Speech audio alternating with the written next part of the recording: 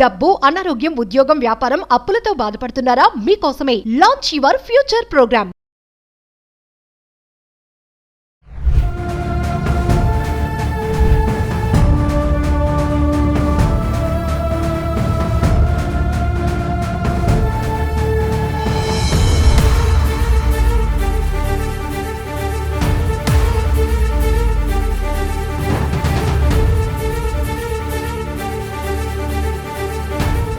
నమస్తే, welcome to Suman tea. ప్రస్తుతం మనతో పాటు ఉన్నారు పబ్లిక్ స్పీకర్ రజనీ రామ గారు. నమస్తే మ్యామ్. నమస్తే నవీన.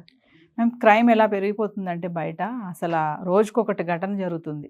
అది మరి దురదృష్టం అనుకోవాలా ఏమనుకోవాలో అర్థం కావట్లేదు. కానీ మైనర్ గర్ల్ సూసైడ్ రీసెంట్గా వరంగల్లో, అంటే అక్కడికి మా రిపోర్టర్ కూడా వెళ్ళడం జరిగింది. సుమన్ టీవీ రిపోర్టర్ వెళ్ళి వాళ్ళ తల్లితో మాట్లాడడం, అంటే బయట చూసుకుంటే న్యూస్లో కానీ ఆర్టికల్స్లో కానీ చాలా ఇష్టం వచ్చినట్టుగా రాస్తున్నారు మేడం. అంటే అబ్బాయి అమ్మాయిని చూడడము, తండ్రి కోపం వచ్చి చంపడము, అబ్బాయి గొంతు కోసేయడం, ఇట్లాంటివన్నీ వస్తున్నాయి. అసలు ఏం జరిగింది? అసలు మీ అమ్మాయి ఎందుకు సూసైడ్ చేసుకుంది? మైనర్ అంటున్నారు. మొత్తం ఏం జరిగింది అన్నప్పుడు వాళ్ళ అమ్మ ఎక్స్ప్లెయిన్ చేస్తుంది. మీరు కూడా ఆ వీడియో చూసే ఉంటారు.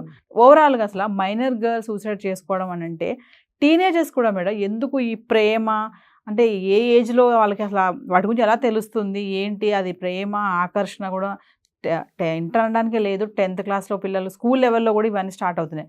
గర్ల్ ఫ్రెండ్, బాయ్ ఫ్రెండ్ అనడం, చిన్న చిన్న పిల్లలకి సరదాగా ఎవర్రా అంటే బాయ్ ఫ్రెండ్, తల్లిదండ్రులు కూడా నవ్వుకోవడము, గర్ల్ ఫ్రెండ్ అంట, బాయ్ ఫ్రెండ్ అంట.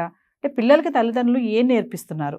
ఈ అంతా అయిపోయాక ఇప్పుడు ఏడవడం తప్ప వేరే లేదు. అదే మంచిగా ఉన్నప్పుడే వాళ్ళకి ఫలానా ఇదమ్మా ఫలానా ఇదమ్మా చెప్పేటటువంటి బాధ్యత తల్లిదండ్రులకు ఉందా? ఉంటే ఇలాంటివి జరుగుతాయా? అంటే ఓవరాల్గా ఈ ఇన్సిడెంట్ పైన మీరేం చెప్తారు మేడం? అది ఇప్పుడు మీరు అన్న దాని ప్రకారము పేరెంట్స్ ఏంటంటే మా టైంలో ఇవన్నీ లేవు కదా, ఇప్పుడు గ్రేట్ పిల్లలు ఈ పని చేస్తుంటే. మనం కొన్ని సందర్భాల్లో ఈ డైలాగులు విన్నాం కూడా, మా టైంలో ఇవన్నీ లేవు కాబట్టి మాకు చేయాలనిపిస్తుంది. ఏదైనా ఒక డాన్స్ కానీ ఫ్యాషన్స్ కానీ ఏవైనా సరే. అలాగే ఇది గర్ల్ ఫ్రెండ్ బాయ్ ఫ్రెండ్ ఉంటే గ్రేట్గా ఫీల్ అవ్వడం అనేది కూడా మా టైంలో ఇంత ఫ్రీడమ్ లేదు, లేకపోతే మేము ప్రేమించి పెళ్లి చేసుకునేవాళ్ళం అది ఇది అని చాలామంది అంటూ ఉంటారు, సహజంగా అంటారు. అది ఇప్పుడు పిల్లలు చేస్తుండేటప్పటికీ వాళ్ళకి గ్రేట్గా అనిపిస్తుంది. తర్వాత సెకండ్ ఏంటంటే పిల్లలకి చిన్నప్పటి నుంచి కూడా కేర్ సరిగ్గా తీసుకోకపోవడం అనేది. ఏదో పెడతారు, పంపిస్తారు స్కూల్కి, దాని వెనక ఏం జరుగుతుంది ఇంటికి వచ్చి అసలు కనుక్కుంటున్నామా లేదా? పేరెంటింగ్లో నేను ఒకసారి చెప్పా ఈ మాటని. పిల్లలు ఎవ్రీడే ఈవినింగ్ వీళ్ళు ఆఫీస్ నుంచి వర్కింగ్ అయితే కనుక ఆఫీస్ నుంచి వీళ్ళు స్కూల్ నుంచి వాళ్ళు వచ్చేటప్పటికి అందరూ కలిసి కూర్చుని ఒక అరగంట గంట గడిపి తీరాల్సిందే, ఎంత టైం లేకపోయినా. అక్కడి నుంచి తెల్లవారే వరకు మందే ఓన్ టైం కదా, అప్పుడు అందరూ కలిసి అందరి విషయాలు షేర్ చేసుకుని మాట్లాడుకోవాల్సిన సందర్భం అది. తర్వాత పిల్లల్ని పర్టికులర్గా వాళ్ళ విషయాలన్నీ స్కూల్ నుంచి వాళ్ళే చెప్పేంత చనువు ఇవ్వాలి. తర్వాత వాళ్ళు కూడా అలా చెప్పేటట్టుగా మా వాతావరణాన్ని క్రియేట్ చేయాలి. అదొక డిసిప్లిన్లో ఒక భాగంగా ఈ గంట మనం గ్యాదర్ అవ్వాల్సిందే అనేది ఒక టైం టేబుల్లో ఒక భాగంగా పెట్టుకోవాలి. ఇలా పెట్టుకోవాలి అని అంటే చాలా మైండ్ స్ట్రాంగ్గా ఉంచుకోవాలి. మనకు టైం సరిపోలేదు, ఆఫీస్ నుంచి వచ్చేటప్పటికి లేట్ అయింది, లేకపోతే ఈరోజు అసలు చాలా లేట్ అవుతుంది రాను, ఇలా రకరకాలుగా అనుకుంటే కనుక పోనీ ఎప్పుడన్నా ఒకసారి అంటే ఓకే, కానీ వారంలో 2-3 సార్లు అలా చేశారంటే ఇది కుదరదు. ఎవ్రీడే పోనీ ఒకవేళ లేట్గా వచ్చినా ఇంకో గంట ఆగి కలవండి ఇంట్లో అందరూ. దానివల్ల ఏమవుతుందంటే పిల్లలు వాళ్ళే వచ్చి వాళ్ళ విషయాలు కానీ అన్నీ చెప్పేటట్టుగా మనం తయారు చేయాలి, వాళ్ళని షేర్ చేసుకోవాలి. వాళ్ళు కనుక చెప్పలేకపోతే మనమే అడిగి తెలుసుకోవాలి. అదేంటి ఫస్ట్ క్లాస్ నుంచి యూకేజీ ఎల్కేజీ నుంచి స్టార్ట్ చేయాలి. చేస్తే ఏమవుతుందంటే వాళ్ళలో ఒక మైండ్ ఫ్రీ వస్తుంది. ఏది వచ్చినా సరే అమ్మా నాన్నకి చెప్పుకుంటే చాలు, వాళ్ళు ఇంకా ఎవరితో షేర్ కూడా చేసుకోలేరు. ఎప్పుడెప్పుడు ఇంటికి వెళ్ళి అమ్మకి నాన్నకి చెప్దామా, అన్నయ్య తమ్ముడు అక్క చెల్లి ఎవరిని ఉంటే ఎప్పుడెప్పుడు మన వాళ్ళతో చెప్పుకుందామా, అన్నయ్యతో చెప్తే ఏమంటాడు, అక్కతో చెప్తే ఏమంటాడు, అమ్మ నాన్నతో చెప్తే ఎలా ఉంటుంది, గబగబా ఇంటికి వచ్చి చెప్పాలి అనేటువంటి స్టేజ్కి వచ్చేస్తారు. మా పిల్లలతో నేను ఇలాగే చేసేదాన్ని చిన్నప్పుడు. ఎందుకనంటే నేను అన్నీ చూసుకునేదాన్ని పిల్లల్ని. తర్వాత వాళ్ళ ఇంటికి వచ్చేటప్పటికి నేనే ఉండేదాన్ని ఇంట్లో. నాకు జాబ్స్ వచ్చినా కూడా నేను జాబ్కి వెళ్ళకుండా వీళ్ళ కోసమే, వీళ్ళ కెరీర్ కోసమే నేను ఉండిపోయాను. మా హస్బెండ్ డ్యూటీస్ పోలీస్ కాబట్టి డ్యూటీస్లో బయట ఎక్కువగా గడపడము, క్యాంప్స్కి బయటకు వెళ్ళిపోవడం 2-3 months. సో నేనే చూసుకోవడం వల్ల మా పిల్లలకి నేను ఇది నాకు తెలియకుండానే అప్పుడు నేర్పించుకున్నాను. దానివల్ల ఏంటంటే ఉదాసీనంగా ఇంటికి వస్తే నేనే అడిగేదాన్ని, అడిగేదాన్ని, నేను అడగకపోయినా వాళ్ళే బొంగమూతి పెట్టి చెప్తూ ఉండేవారు. ఆ అలవాటు ఎలా వచ్చిందంటే ఏది మాట్లాడుకున్నా కూర్చుని అడగటము, ఎలా ఉంటుంది నాన్న ఇది చేస్తే అని నేను క్వశ్చన్ చేయడము లాంటివి చేసేదాన్ని. దానివల్ల ఏంటంటే మైండ్ ఫ్రీ అయింది వాళ్ళకి. వాళ్ళు ఏం చేసినా కూడా చెప్పేవారు. ఇప్పటికొచ్చి వాళ్ళ మనసులో ఏదున్నా నాకు షేర్ చేయకుండా ఉంటారు. ఫస్ట్ నాకే చేస్తారు, తర్వాత వాళ్ళ ఫాదర్కి చేస్తారు. అది మనం తీసుకురాగలగాలి. తీసుకొస్తే ఇప్పుడే కాదండి, ఇన్ ఫ్యూచర్ ఎప్పుడైనా ఎంత వయసు వచ్చినా కూడా పిల్లలు మనతో మనసు విప్పి అన్నీ చెప్తారు. దానివల్ల ఏమవుతుందంటే ఇప్పుడు ఈ సూసైడ్ అటెంప్ట్ చేసుకునే పిల్లలు ఎవరు కూడా చెప్పి చేస్తున్నారా? చెప్తే చేసుకోవాల్సిన అవసరమే రాదు కదా. మైనర్ మేడం మళ్ళీ అదే మైనర్ అయినా మేజర్ అయినా ఎవరైనా ఇప్పుడు ఏదన్నా కష్టం వస్తే చెప్పారనుకోండి ఆ స్టేజ్కి వెళ్ళరు. లేదు నా వల్ల కావట్లేదు ఇంకా అనేసుకుని అది ఆ మంది ఏదో ఒకటి తీసేసుకునే సమయంలోనైనా చెప్తారు వాళ్ళు, అమ్మ లేకపోతే నాన్న ఇది నాకు అలా అనిపిస్తుంది అని. ఎందుకంటే చెప్పే స్వభావం ఉంది కాబట్టి. ఆ స్వభావం ఉన్నప్పుడు అసలు ఆ పని జరగదు. అంటే పేరెంట్స్ పిల్లలతో ఇంటరాక్షన్ ఉండట్లేదు అని అంటారు. ఖచ్చితంగా ఎక్కడ ఉంటుంది? చాలా తక్కువ మంది. ఇంటరాక్షన్ ఉంటే కూడా ఏదో బజార్కి వెళ్ళడము, ఇష్టమైనది తినడము, ఇంటికి రావడము, ఇంకా చదువుకున్నారా, తిన్నారా, పడుకోండి, పొద్దున్నే లేవాలి, ఇంతవరకే. కానీ వాళ్ళ మైండ్ లోపలికి, మనసు లోపలికి వెళ్ళి చూడండి, చిన్నపిల్లల వాడి మొహం వాడికే ఉంటుందని ఎప్పుడు అనుకోకండి. చిన్నపిల్లలకు కూడా కష్టాలు ఉంటాయి. టీ కప్లో పడితే ఏగో చేమో దానికి అది పెద్ద తుఫాను, దాని ప్రాణానికి దానికి అది ప్రపంచం, దాని ప్రపంచంలో అదొక పెద్ద తుఫాను. ఆ పిల్లలకు కూడా అంతే. వాళ్ళు పిల్లల్ని మించిన సైకాలజిస్టులు, సైక్రియాటిస్టులు ఇంకెవరు లేరు అసలు. వాళ్ళు పెద్ద సైంటిస్టులు నా దృష్టిలో. వాళ్ళకి అన్నీ తెలుసు, కానీ ఆ మనోభావాలు చెప్పలేరు. వాళ్ళకి ఒకటే ఆయుధం, ఏడుస్తారు బాగా చిన్న వయసులో. కానీ వాళ్ళకి తెలియదని ఎప్పుడు అనుకోకండి, వాళ్ళకి కష్టాలు ఉన్నాయని ఎప్పుడు అనుకోకండి. చూడండి, ఉయ్యాల్లో ఉన్న పాప కూడా మాటలాడకపోయినా ఏడుస్తుంది. ఎందుకు? తన కష్టాలు ఏవో ఉన్నాయి అక్కడ. ఏదో గుచ్చుకోవడమో, మంట పుట్టడమో, దురద పుట్టడమో, నొప్పో, ఏదో ఆకలో ఉంటుంది కదా. మరి అది కష్టం కాదా తన ప్రాణానికి ఆ వయసుకి? ప్రతి వయసులో ప్రతి మనిషికి కష్ట సుఖాలు ఉంటాయి. పిల్లలు కదా అని చెప్పి తోసి పారేశారో అది వాళ్ళకి శాపం, మీకు శాపం ఖచ్చితంగా. ఇప్పుడు అక్కడ అమ్మాయి చనిపోయింది మేడం, అబ్బాయి లైఫ్ స్పాయిల్. ఎందుకంటే అమ్మ స్టేట్మెంట్ ఇచ్చేశారు ఏంటంటే మా అమ్మాయి చావు కారణం వాడే అని చెప్పేసి. ఇప్పుడు ఇద్దరు లైఫ్ పోయింది కదా.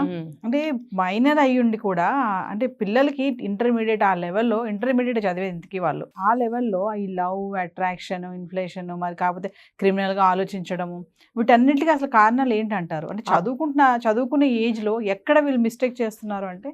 అబ్బాయి కూడా ఇంటర్ చదువుతున్నాడు. అబ్బాయి inter second year, okay, senior, అమ్మాయి కంటే సీనియర్ అబ్బాయి. ఎప్పటి నుంచో హరాస్ చేస్తున్నాడు. మేము ఆల్రెడీ షీ టీమ్ కి చెప్పడం జరిగింది, మా అమ్మాయితో ఎక్కువగా మాట్లాడడం, ఇలా ఉండని ఆవిడ కూడా కంప్లైంట్ చేసిందంటే, వార్నింగ్ ఇచ్చాను కూడా మదర్ చెప్పడం అయితే మనం చూసాం మా రిపోర్టర్తో మాట్లాడుతున్నప్పుడు. ఎలా చూడొచ్చు అంటారు? ఎక్కడ మిస్టేక్ జరుగుతుంది అంటారు? చూడండి, మైనర్లు అని అన్నప్పుడు మైనర్లను కంట్రోల్ పెట్టుకోవడం అంత కష్టమైన విషయం అండి? నాకు తెలియక అడుగుతాను. ఇప్పుడు మైనర్లు అంటే ఫిజికల్గా కానీ మెంటల్గా కానీ ఇంకా కంప్లీట్గా ఫామ్ అవ్వరు వాళ్ళు. అటువంటి ఇంకా మైనం ముద్దల్లాగానే ఉంటారు వాళ్ళు. వాళ్ళని మార్చుకోవడం అంత చాలా ఈజీ అండి. అసలు వీళ్ళు ఎందుకు మరి చూస్తున్నారు, ఇంతకుముందు వార్నింగ్ ఇచ్చామంటారు, మరి ఇంక తర్వాత ఏంటి రిజల్ట్ ఏంటి? మీరు ఎందుకు కంట్రోల్లో పెట్టుకోలేకపోయారు, అమ్మాయి వాళ్ళు కానీ అబ్బాయి వాళ్ళు కానీ? తర్వాత పిల్లని ఒంటరిగా అలా ఎందుకు వదులుతున్నారు? ఇలా జరిగినప్పుడు మరి అంత ఇల్లు గడవని స్థితి అయితే పర్వాలేదు, కానీ ఇలా ఉన్నప్పుడు ఉద్యోగం మానుకుని తల్లి ఇంట్లో ఉండాలి. ఉద్యోగం ఇంపార్టెంట్ అండి. ఆ ఉద్యోగానికి వెళ్ళే ఆడవాళ్ళు కూడా టీచర్ల జాబ్ అవనివ్వండి, ఇంకో జాబ్ అవనివ్వండి, వాళ్ళ మీద వాళ్ళు ఎంత ఇంట్రెస్ట్ పెట్టుకుంటున్నారో చూడండి. నేను అనొచ్చో అనకూడదో నాకు తెలియదు, నాకు అనిపించింది చెప్తున్నాను. వాళ్ళ డ్రెస్ కానీ, వాళ్ళ ఇంకేం చెప్పాలి, వాళ్ళ షోకులు కానీ, వాళ్ళ మీద వాళ్ళకి ఇంట్రెస్ట్ కానీ ఎంత పెట్టుకుంటున్నారో. ఇంట్లో ఇంత కేసు జరుగుతుంటే పిల్ల మీద ఏం కాన్సన్ట్రేషన్ చేశారు, ఏమి యాక్షన్ తీసుకున్నారు? యాజ్ యూజువల్ ఆ అమ్మాయిని మామూలుగానే వదిలేశారు, మీ ఉద్యోగాలకు మీరు వెళ్తున్నారు. అంటే అబ్జర్వ్ చేయట్లేదు అని అంటారా? అబ్జర్వ్ చేయలేదు అప్పటి ఏం అవ్వదులే, భరోసా ఎట్లాంటి భరోసా పెట్టుకున్నారు మీరు? ఓ పక్కన ఆల్రెడీ జరిగింది అంటున్నారు, మీరు ఏ భరోసాతో పిల్లని వదిలేసి వెళ్తున్నారు? లేదు, అన్ఎక్స్పెక్టెడ్గా కాలేజ్ నుంచి ఇంటికి వచ్చేసింది అన్నప్పుడు ఇంటి తాళాలు అమ్మాయి దగ్గర ఎందుకు ఉంచుతున్నారు? ముందు అమ్మకి ఇన్ఫామ్ చేయండి, నాన్నకో, నాన్న నాకు ఇట్లా కడుపు నొప్పి వచ్చింది, లేదా కళ్ళు తిరుగుతున్నాయి, నేను ఇంటికి వెళ్ళాలి నాన్న అని అన్నప్పుడు వాళ్ళు కూడా పర్మిషన్ తీసుకుని ఇంటికి వస్తారు. వచ్చినప్పుడు తాళాలు తీసి పిల్లని ఇంట్లోకి తీసుకెళ్తారు. అలాంటి కండిషన్స్ ఏమన్నా ఉండి ఆ పిల్ల ఒంటరిగా ఉందా ఇంట్లో? మీరు ఆ అమ్మాయిని ఇంట్లో వదిలిపెట్టినప్పుడు ఆ అబ్బాయి అడ్వాంటేజ్ తీసుకోడా?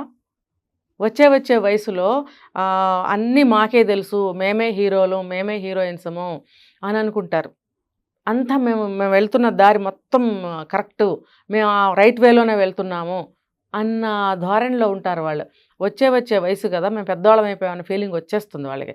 వచ్చేసి ప్రస్తుతం మనకు చుట్టుపక్కల ఉన్న విషయాలు ఏవైనా కూడా ఎక్కువగా వీళ్ళని తప్పు అవనివ్వండి, ఒప్పు అవనివ్వండి, ఆ మార్గంలో ఎక్కువగా ఎడ్యుకేట్ చేస్తున్నాయి అవి మీడియాలో. అవన్నీ బుక్కిష్ అంటే బుక్ అని కాదు, అనుభవం లేనివేగా. బుక్లో చదివితే బుక్కిష్ అంటాము, ఇలా చూసినవి ఏమనాలి? కాబట్టి స్వయంగా అనుభవించినవి కావు ఇవి. చూసి ఇలా ఉంటుందా అనేటువంటి ఒక అనుభవమే మిగులుతుంది తప్ప ప్రత్యేకంగా తను అనుభవించిన అనుభవం అయితే కాదు అది. కాబట్టి ఇందులో ఇలా ఉంది కాబట్టి అది కరెక్ట్, ఇందులో ఇది ఉంది కాబట్టి నాకు అంత నాలెడ్జ్ అంతా తెలుసు, నేను రైట్ వేలో ఉన్నాను, ఇందులో ఇలా చెప్పారు కాబట్టి నేను అటు వెళ్ళను, ఇటు చెయ్యను అని అనుకుంటారు. కానీ వెళ్తూనే ఉంటారు వాళ్ళు, ఎందుకంటే ఆ వయసు అట్లా నడిపిస్తుంది వాళ్ళని. మళ్ళీ ఈ నాలెడ్జ్ అంతా గెయిన్ చేశారు కాబట్టి మేము వాళ్ళు కరెక్ట్గా ఉన్నాం అనుకుంటారు. తెలిసి తెలియని వయసులో మేడం ఇలాంటి తప్పులు చేయడం వల్ల, అంటే ఏం జరిగిందో మనకి సరిగ్గా ఇన్ఫర్మేషన్ లేదు, వాళ్ళ అమ్మ చెప్పిన మాటలు బట్టి వింటే మాత్రం అబ్బాయి లైఫ్ స్పాయిల్ అయిపోయినట్టు, ఇక్కడ అమ్మాయి ప్రాణం కూడా పోయింది. అంటే లైఫ్ని కూడా ఎండ్ చేసేసుకుంటున్నారు. అక్కడ ఏం జరిగింది అనేది ఇంకా బయటకైతే రావాల్సి ఉంది. టీనేజర్స్ యొక్క ఆలోచనలు కానీ, అంటే పేరెంట్స్ వాళ్ళ పట్ల ఎలా ఉండాలి అంటే చిన్న సజెషన్స్ ఏమైనా ఇస్తారు? ఎంత అబ్జర్వ్ చేయాలి? చాలామంది అంటారు పేరెంట్స్, ఎంతసేపు వాళ్ళ వెనకాల తిరుగుతాం మేము, ఎలా అబ్జర్వ్ చేయాలి, వాళ్ళు మాకు పనులు ఉండవు, మేము సంపాదించుకోవాలి, వాళ్ళని చూసుకోవాలి కదా అని అంటూ ఉంటారు కదా. ఇప్పుడు మీరు అన్నారు అబ్జర్వ్ చేయట్లేదని చెప్పేసి, ఎలా అబ్జర్వ్ చేయాలి మరి? పేరెంట్స్ కానీ టిప్స్ ఇస్తారా ఏంటి, పిల్లలకి కానీ పేరెంట్స్కి కానీ? అదే నేను చెప్పాను కదా, కీస్ 2-3 కీస్ పెట్టుకుంటారు, ఎవరు ముందు వస్తే వాళ్ళు లాక్ ఓపెన్ చేసుకుని ఇంటికి వెళ్ళేటట్టు. పెద్దమ్మాయి కదా, వండుకోవటం వచ్చు, జాగ్రత్తగానే ఉంటుందిలే తలుపులు వేసుకుని అని. కానీ ఈ అవకాశాన్ని ఉపయోగించుకోవచ్చుగా కొంతమంది. ఎవరన్నా అబ్బాయిని రోడ్డు మీద కలిస్తే ఎవరన్నా చూస్తారు, ఇంట్లో ఎవరూ లేరు, ఇక్కడికే పిలిస్తే పోలా, అలా కూడా జరుగుతాయి. ఇంకొకటి ఏంటంటే స్కూల్లో టీచర్స్, కాలేజ్ కానీ ఎవరైనా అవర్స్ ఎగ్గొట్టి బయటకు వెళ్తున్నారు అని అంటే పర్మిషన్ తీసుకుని వెళ్ళేటట్టుగా వాళ్ళు రూల్ ఒకటి పెట్టాలి. ఉంటుంది కానీ ఎంతవరకు కరెక్ట్గా పాటిస్తున్నారు అనేది మనకు తెలియదు. ఒకవేళ ఆ రూల్ ప్రకారం వాళ్ళు ఒప్పుకొని సరే వెళ్ళమ్మా అని అంటే కూడా అక్కడ వాళ్ళ పేరెంట్స్కి వీళ్ళు కూడా తెలియచేయాలి, మీ అమ్మాయి కానీ మీ అబ్బాయి కానీ ఇట్లా మాకు పర్మిషన్ తీసుకుని బయటకు వెళ్ళారు, సో మేమైతే మీరు చూసుకోండి అని వాళ్ళకు కూడా వీళ్ళు చెప్పగలగాలి. అది రీజన్ ఏదైనా కరెక్ట్గా ఉందా లేదని వాళ్ళు కూడా గ్రహించగలగాలి. వెళ్తానంది కదా అని చెప్పి పంపించేసేయడం కాదు, వాళ్ళ పేరెంట్స్కి ఇన్ఫామ్ చేయండి. స్కూల్లో ఉన్నంత వరకు, కాలేజీలో ఉన్నంత వరకు అది వాళ్ళ బాధ్యత. తర్వాత ఫోన్ చేస్తారు కాబట్టి అక్కడి నుంచి వాళ్ళ బాధ్యత. అలాంటప్పుడు పిల్లలు ఇంకా ఎటు పోలేరు. ఒకవేళ అటు ఇటు పోయినా వీళ్ళు ఫాలో చేస్తారు కదా, ఫాలో చేసి వెంటనే కనుక్కొని ఇంటికి తీసుకురావడమో, ఇంట్లో కలుసుకోవడమో, ఏదో ఒకటి పిల్లల్ని చూసుకుంటారు. అలాంటివి కూడా చేయాలి. లేకపోతే ఈ పిల్లల్ని అరికట్టడం అనేది చాలా కష్టం. నేను మొన్న కూడా ఒక కేసు చెప్పాను, 16 ఏళ్ల పాప ఇష్టం వచ్చినట్టు చెలరేగుతుంది ఇంట్లో కానీ బయట కానీ. నువ్వేం చేసుకుంటావో చేసుకో, నీకు కోసి కారం పెడతాను, నీకు తల్లిని కొట్టడం, ఇవన్నీ. ఆవిడేంటి తండ్రికి చెప్తే ఆ పిల్లని చచ్చే వరకు కొడతాడని చెప్పి ఆవిడ తండ్రికి చెప్పకుండా, ఆవిడ తండ్రికి చెప్పదని తెలిసి ఈ తల్లిని బ్లాక్మెయిల్. ఎప్పుడు ఇంట్లోంచి వెళ్ళిపోతుందో తెలియదు, ఎప్పుడు వస్తుందో తెలియదు. అడిగితేనేమో తల్లిని నానా దుర్భాషలాడి తల్లిని బెదిరించి తల్లిని కొడుతుంది. 16 సంవత్సరాలే, 15, అది 3 ఏళ్ల నుంచి జరుగుతుంది. అప్పుడు ఇంకా 14-13 వయసు. ఇది తండ్రికి చెప్పదులే అని ఒక ధైర్యం ఈ విషయాన్ని. మరి ఆవిడేమో భర్తకి చెప్పలేక, ఇటు పిల్లకి చెప్పలేక ఆవిడ అనారోగ్యం తెచ్చుకుని బాధలు పడుతుంది ఆవిడ. దీనికి అంతా కూడా మన నిర్లక్ష్యమే కదా కారణము. ఇప్పుడు ఈ సూసైడ్ల దాకా వెళ్తున్నారంటే మీరు కష్టపడి 16 ఏళ్ళు పెంచారు, కన్నారు, మోసారు, పెంచారు. ఎంత కష్టపడితే ఒక బిడ్డ నెల నుంచి 2వ నెలకి, 2వ నెల నుంచి 3వ నెలకి 16 ఏళ్ల వరకు వస్తుందో ఒక్కసారి కళ్ళు మూసుకుని గుర్తు తెచ్చుకోండి. మీరు మీ పిల్లలతో ఎంత కష్టపడి ఈ వయసుకి తీసుకొచ్చారో. అటువంటి పిల్లల్ని మీరు కాపాడుకోవాలా లేదా? మీరు కాపాడుకోవాలి అని అనుకుంటే మీరు ఉద్యోగం ముఖ్యమా, ఇల్లు ముఖ్యమా అనేది తెలుసుకోండి. ఒకవేళ 2 ఇంపార్టెంటే అనుకుంటే సరైన బ్యాలెన్స్ మీరు చేసుకోగలగాలి. ఇటువంటి ప్రికాషన్స్ తీసుకొని స్కూల్లో గట్టిగా చెప్పి, పిల్ల మీద ఎప్పుడైతే అనుమానం వస్తుందో స్కూల్లో చెప్పు ఉంచాలి. ఎవరో ఒక అబ్బాయి ఇలా హెరాస్ చేస్తున్నాడండి, ఈ అమ్మాయిని ఎట్టి పరిస్థితుల్లో పర్మిషన్ ఇవ్వకండి బయటికి, మేము చెప్తే తప్ప అని వాళ్ళు కండిషన్ పెట్టాలి. స్కూల్ వాళ్ళు కూడా మీ అమ్మాయి ఇలా అడుగుతుంది బయటకు వెళ్ళటానికి, మరి ఏం చేయమంటారని వాళ్ళని, వీలైతే వాళ్ళ ఆఫీస్ నుంచి స్కూల్కి వచ్చి పిల్లల్ని తీసుకెళ్ళాలి. లేకపోతే అక్కడి నుంచి వద్దని చెప్పడమో, వచ్చి ఏంటి విషయం అని కనుక్కోవడమో, అది నిజమైతే కనుక ఆ పాపను తీసుకుని వాళ్ళే ఇంటికి వెళ్ళడమో చేయాలి. కానీ ఇలా ఇంట్లో ఒంటరిగా వదిలిపెడితే ఇలాంటి క్రైమ్సే జరుగుతాయి. Thank you.